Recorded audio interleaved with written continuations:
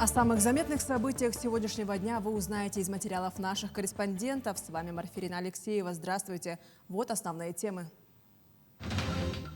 Сегодня стартовал Петербургский международный экономический форум, в котором Якутия принимает активное участие. В прямом включении со студией расскажем о программе делового мероприятия. Более 280 миллионов рублей жители Якутии перевели мошенникам в этом году о новых схемах злоумышленников. Началась горячая пора для абитуриентов. Расскажем о приемных кампаниях вузов во Владивостоке. Спортивный зал в Сайсарском округе будет полностью готов к играм «Дети Азии». Подробнее о новом спортивном объекте. Реабилитация через труд. Впервые в Якутске заработала инклюзивная мастерская. Что в ней изготавливают и о дальнейших планах цеха. Представители Якутии принимают участие в 27-м Петербургском международном экономическом форуме, который с 5 по 8 июня проходит в Санкт-Петербурге. Культурная столица на несколько дней превратилась в экономический центр. На форуме приехало более 17 тысяч человек из 136 стран. В масштабном экономическом событии Якутия подписывает соглашение и налаживает международные связи. Айсена Бурнашова расскажет об основных подписаниях сегодняшнего дня и об общем количестве соглашений. Айсена, приветствую, тебе слово. Марфирина, привет! Я тебя тоже приветствую из Петербурга, который на несколько дней из культурной столицы превратился в экономический центр всей страны. И, пожалуй, сегодня мы затронем речь о соглашениях Якутии, потому что на протяжении всех дней работы Петербургского международного экономического форума их будет подписано ровно 14. Общий объем инвестиций составит 37,9 миллиардов рублей. И, конечно же, они будут направлены на развитие экономики нашей республики. Ну и сегодня основное соглашение, которое будет подписано между Якутией и Московским кредитным банком. Оно позволит региону привлечь инвестиции.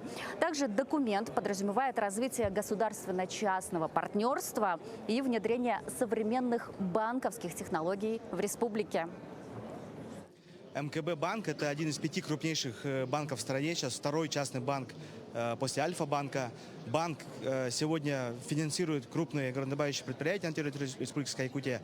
Им очень интересно развивать свой бизнес в Якутии.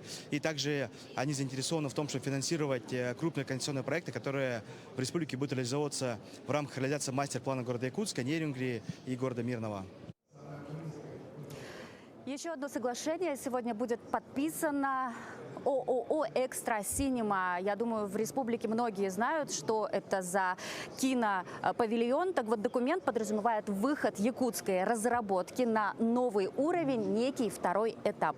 То есть кинотеатры «Экстра Синема» теперь появятся не только на территории всей нашей республики, но в том числе и на Дальнем Востоке. Например, сегодня в Якутии открыто 30 таких кинозалов, и после подписания этого соглашения их число увеличится еще на 120.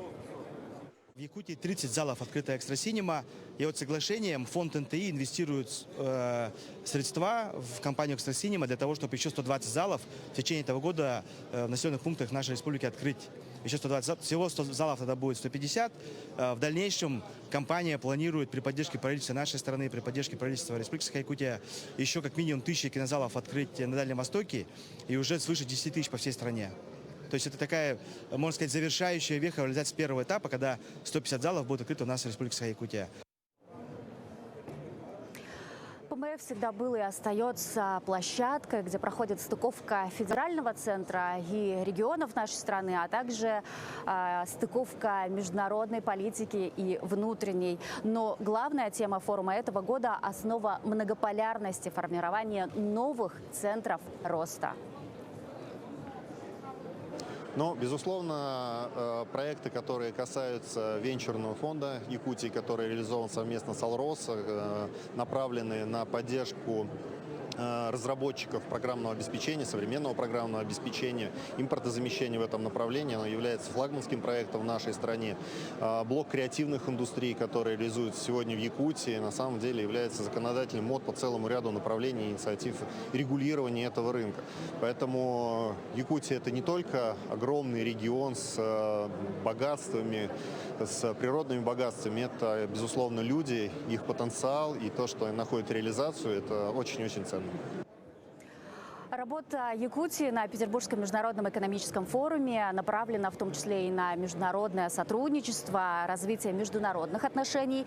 Так, прямо сейчас у главы республики Айсена Николаева идет встреча с послом Индии в России господином Винаем Кумаром.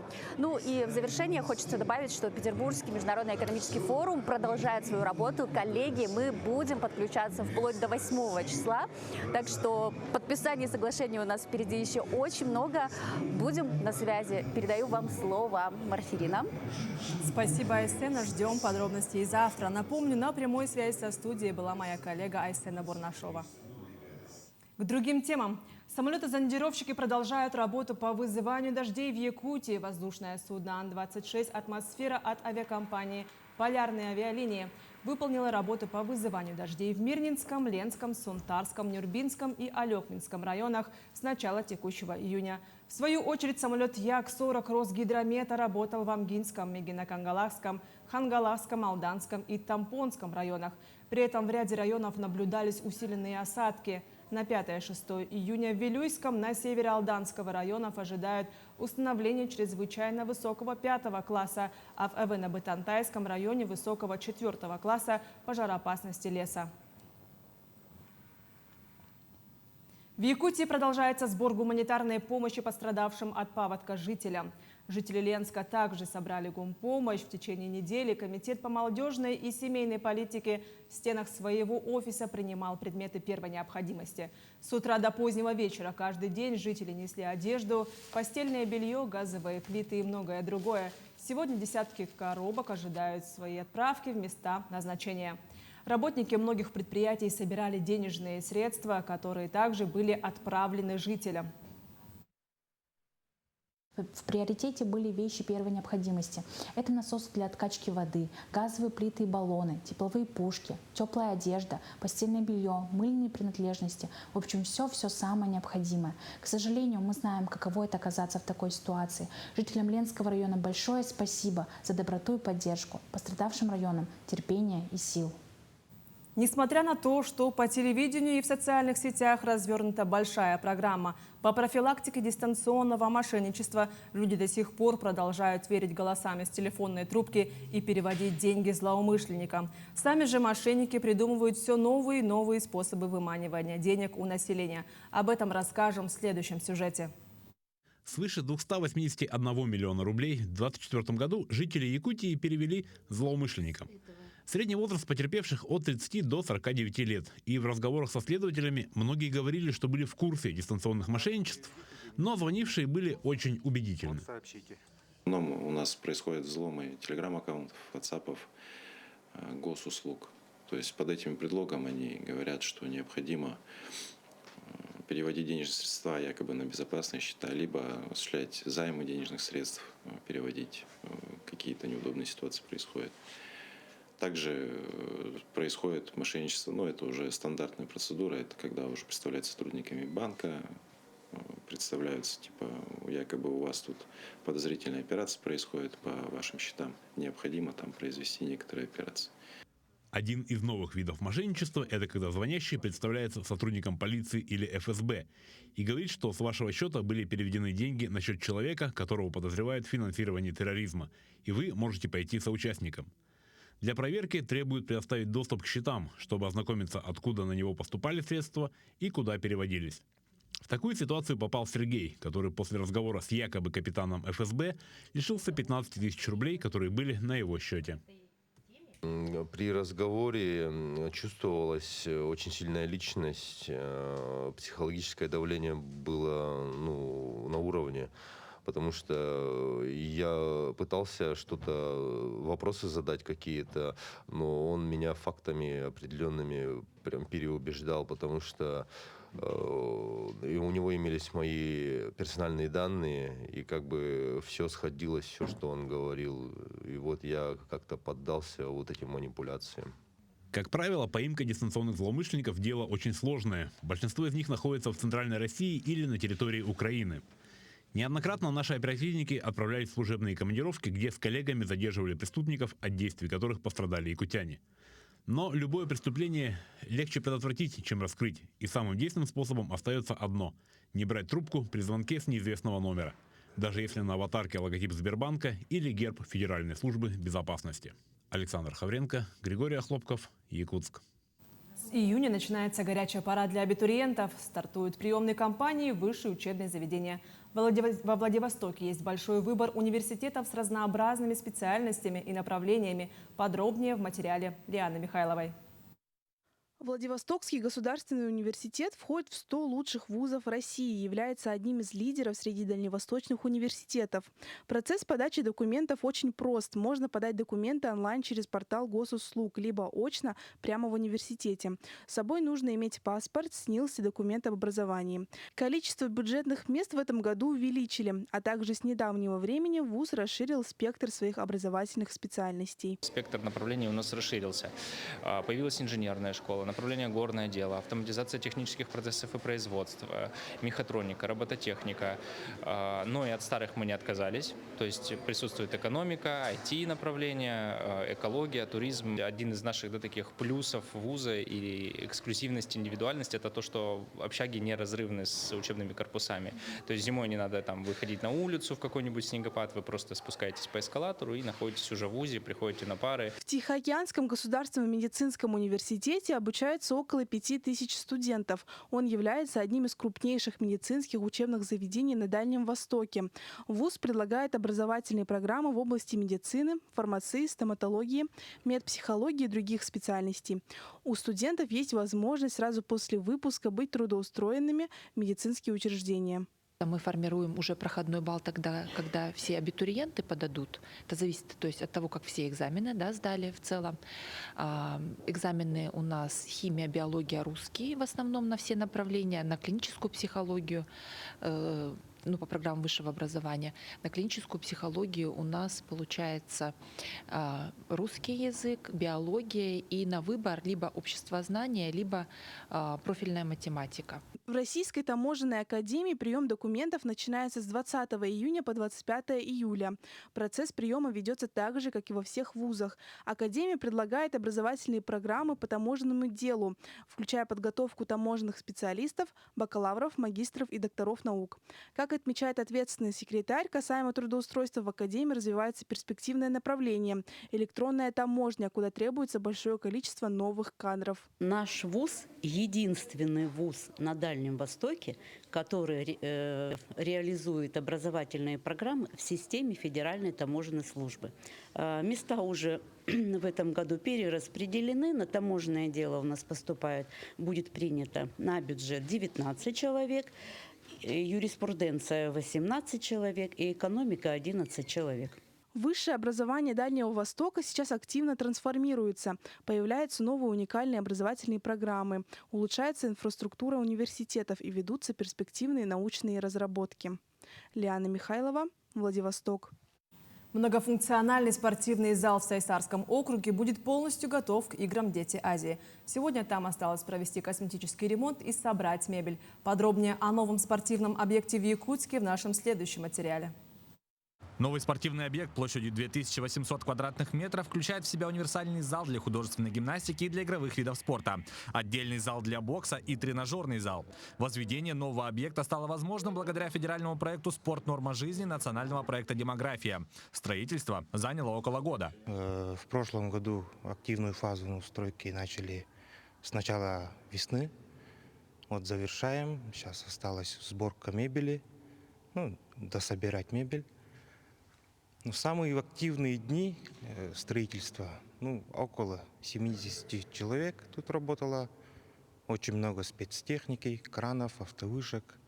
Здесь будут проходить предварительные соревнования по волейболу игр «Дети Азии». После завершения соревнований в новом многофункциональном зале будет располагаться детско-юношеская спортивная школа номер 9. После игр будут, здесь планируется художественная гимнастика будет, бокс, пауэрлифтинг. Ребята будут заниматься пауэрлифтингом, хамска и вольной борьбой. По мнению Василия Рязанского, появление нового многофункционального зала – это поистине историческое событие. Это первый подобный зал в Сайсарском округе. В одном из самых больших районов Якутска проживает около 42 тысяч человек и расположено 5 школ. Этот зал стал не только подспорьем для проведения соревнований различного уровня и тренировок, но и настоящим подарком для всех жителей района. Юрий Осипов, Нюргун Старостин, Якутск. На время проведения международных игр «Дети Азии» планируют задействовать 15 объектов СВФУ, включая 7 общежитий для проживания участников и волонтеров. Капитальный ремонт общежитий стартовал в конце апреля. О проделанных ремонтных работах расскажет наш корреспондент Даяна Федорова. К началу игр «Дети Азии» работы находятся на финальном этапе. В 9-этажных зданиях будут проживать участники и волонтеры игр.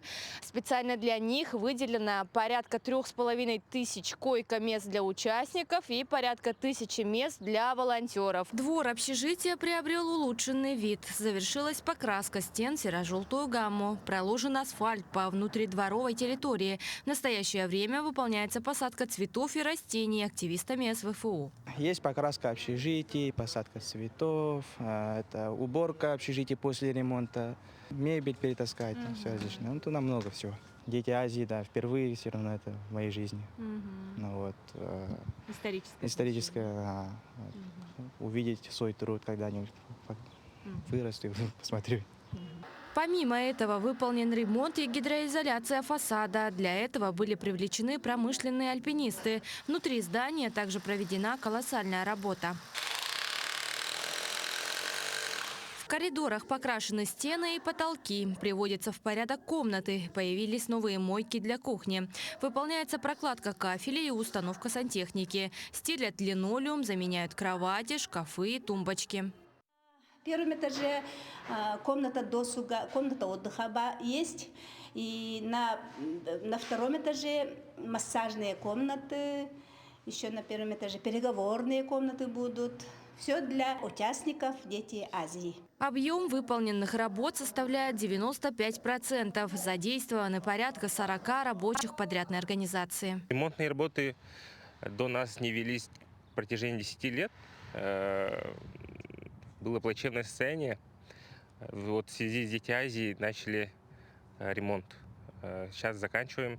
Успеем в срок. Мы до 10-го все должны закончить 100%.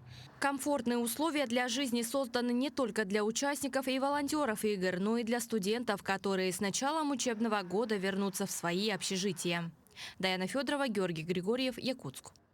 Реабилитация через труд. Впервые в Якутске заработала инклюзивная мастерская. Пространство, где люди с особенностями развития и без вместе занимаются творчеством. В центре созданы все условия для безопасного труда. Подробнее об этом расскажет Дарья Короленкова. Пространство стало настоящим центром для творческого развития и социальной адаптации подростков с ограниченными возможностями здоровья. Более 10 детей встречаются здесь 2-3 раза в неделю, чтобы заниматься столярным искусством. Работа в мастерской ведется уже на протяжении 4 месяцев, но уже в будущем планируется сделать из нее производственное предприятие.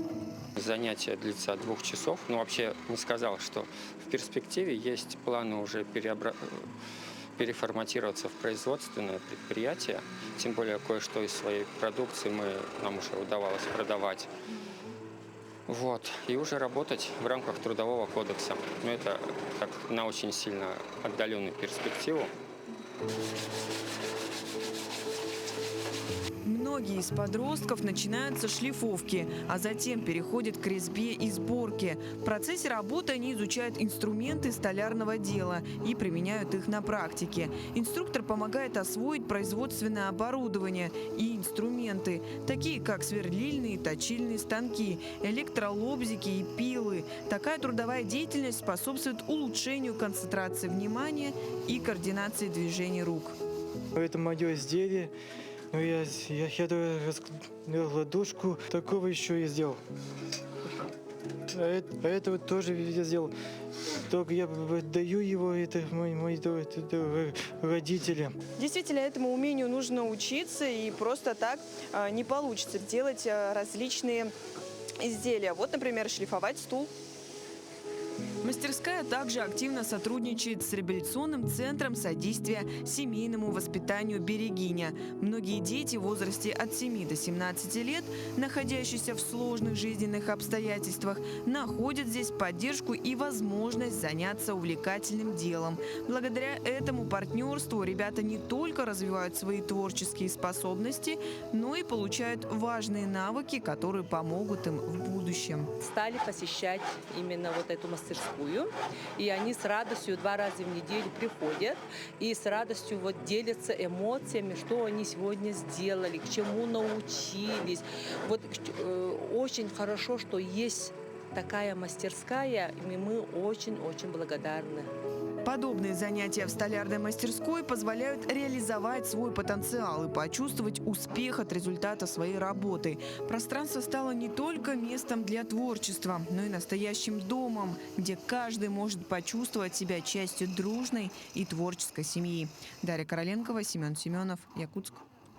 Северный ветер несет в Казань. Авиакомпания «Нордвинд» открыла прямое авиасообщение со столицей Татарстана. Рейсы на комфортабельных воздушных судах «Боинг» 737-800 с компоновкой 189 пассажирских мест будут совершаться 2 раза в неделю. Подробности в материале нашего корреспондента. Если раньше жителям Якутии, желающим посетить Татарстан, приходилось добираться до него с пересадками через другие крупные города, то теперь этот маршрут стал доступнее. Первые воздушные суда авиакомпании начали возить якутян в Казань еще с конца апреля, аккурат перед долгожданными майскими праздниками. И уже сегодня сотни пассажиров оценили удобство данного направления и комфортный перелет. Полет прошел отлично. Северный ветер, я давно их знаю. Но самолеты, я должна сказать, у них в хорошем состоянии. Расстояние между креслами нормальные. Также теперь всем пассажирам доступны трансферные перелеты из Якутска в московские Шереметьево, Санкт-Петербург, Сочи, Минеральные воды и Махачкалу с удобной пересадкой в международном аэропорту Казани. Тем самым обеспечивается расширенный спектр туристических направлений из республики. У авиакомпании гибкая и доступная ценовая политика. Так, например, тариф Light, только ручная кладь, от 11 100 рублей. Есть тариф Optimum, ручная кладь плюс багаж от 14 300 рублей. Стоимость актуальна в настоящий момент, но может меняться в зависимости от выбираемой пассажирам даты вылета.